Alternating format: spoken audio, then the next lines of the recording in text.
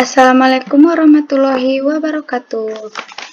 Hai semua, kembali lagi ke YouTube channel saya. Perkenalkan, nama saya Nurfadila Nasution, NIM 1803158, Prodi Pendidikan Biologi, jurusan Biologi, Fakultas Matematika dan Ilmu Pengetahuan Alam, Universitas Negeri Padang. Di video kali ini saya akan melakukan kegiatan praktikum genetika secara virtual mengenai PCR atau polymerase chain reaction. Kita mulai. Genom manusia ini terdiri dari 3 miliar pasang basa DNA. Pada umumnya, peneliti harus mengisolasi DNA secara spesifik. Segmen dalam DNA jumlahnya yang besar, namun segmen ini hanya berupa potongan yang sangat kecil pada genom, maka dibutuhkan salinan yang banyak agar dapat bekerja secara maksimal. Ini adalah membran sel. Di dalam membran sel terdapat inti sel. Di dalam inti sel terdapat ribuan DNA.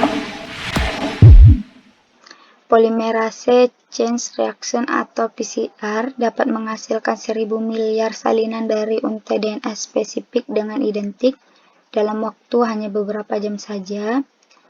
Teknik ini hanya memerlukan tes tube, reagen sederhana, dan sumber panas.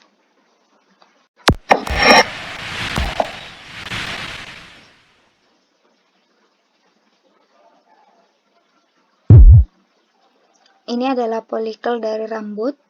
Untuk melakukan PCR, harus sudah memiliki DNA yang telah diekstraksikan dari sel.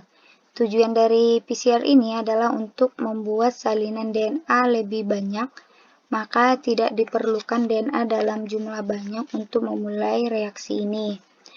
Contohnya, kita dapat mengambil ekstraksi DNA dari beberapa volume darah, lalu dari kulit, dari saliva, dan juga folikel rambut.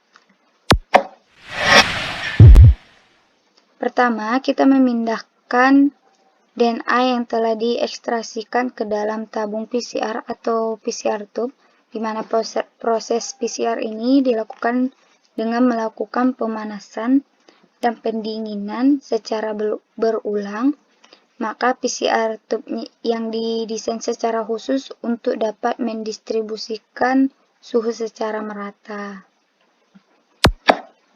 Yang pertama, kita ambil ekstraksi DNA-nya, kita masukkan ke PCR tube-nya. Kemudian kita menambahkan primer 1 ke dalam PCR tube. Primer 1 ini akan menempel pada untai DNA template pada ujung segmen yang ingin disalin. Primer ini merupakan komponen penting PCR karena akan menempel secara spesifik dengan urutan tertentu dari gen target sehingga tidak menempel pada tempat yang salah. Kita ambil primer 1, kita masukkan ke PCR tube-nya. Selanjutnya kita tambahkan primer yang kedua. Primer yang kedua ini akan menempel pada sisi lain. Kita ambil primer kedua, kita masukkan ke PCR tube-nya.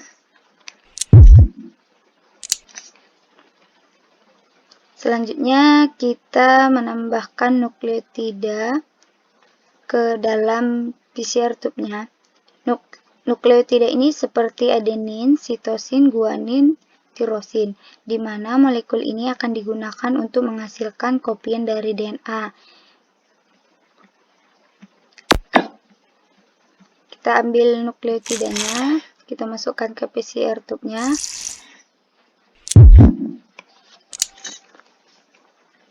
Yang terakhir, kita menambahkan DNA polimerase ke dalam PCR tube-nya, di mana DNA polimerase ini akan membaca kode DNA pada DNA template dan akan memasangkan nukleotida yang cocok untuk menghasilkan salinan DNA.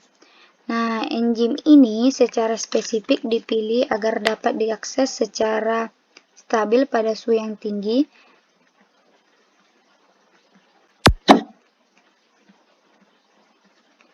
Kita ambil DNA polimerasenya, kita masukkan ke PCR tube-nya.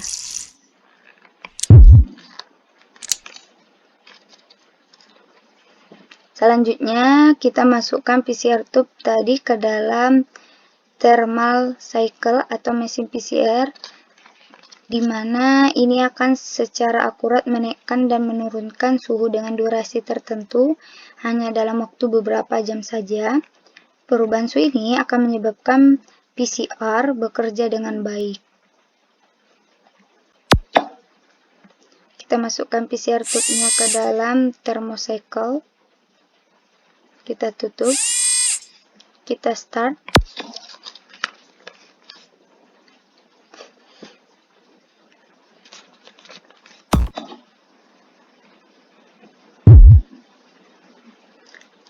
Di dalam thermocycle ini mengalami beberapa siklus. Yang pertama, siklus suhunya naik menjadi 95 derajat mendekati suhu mendidih, di mana ini merupakan proses denakulasi, di mana DNA double helix akan memisah menjadi untai DNA tunggal.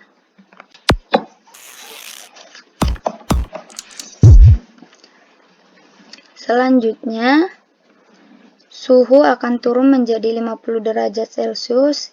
Di sini primer yang kita masukkan tadi akan menempel pada DNA template, sehingga menyebabkan DNA template tidak dapat kembali. Selanjutnya, suhu naik menjadi 72 derajat Celcius. Di sini DNA polimerase akan menempel dengan primer dan DNA template.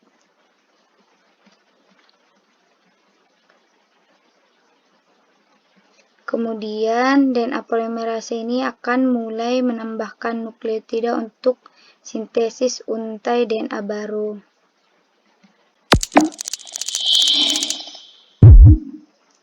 Siklus ini selesai, kita lanjut ke siklus 2.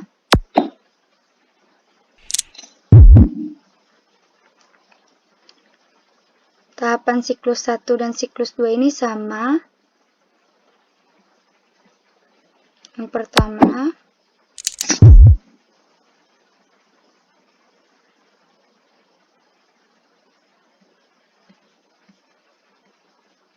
di mana suhu turun menjadi 50 derajat Celcius. Di sini primer yang menempel pada DNA template sehingga tidak memungkinkan DNA untuk menempel kembali.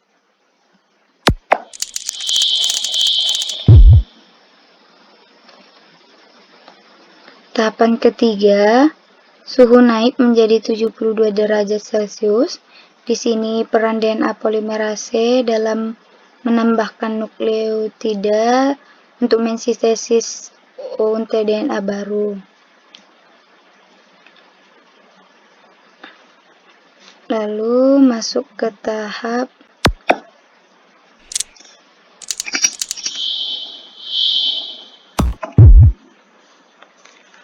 ketiga, masih tahap ketiga.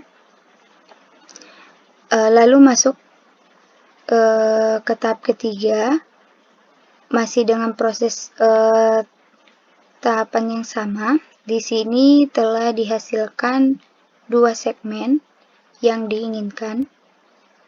Selanjutnya,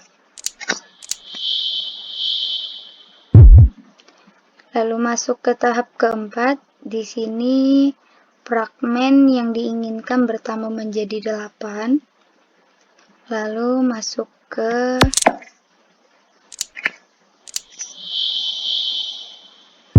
tahap kelima, di mana fragmen yang dihasilkan ada 22. Selanjutnya, hingga siklus ke-20 hingga siklus ke-30. Nah, di siklus ke-30 ini telah menghasilkan lebih dari 1 miliar fragmen yang dihasilkan. Nah, itu adalah proses praktikum PCR secara virtual yang saya sampaikan. Semoga bermanfaat. The next video selanjutnya akan datang. Saya akhiri dengan salam. Assalamualaikum warahmatullahi wabarakatuh.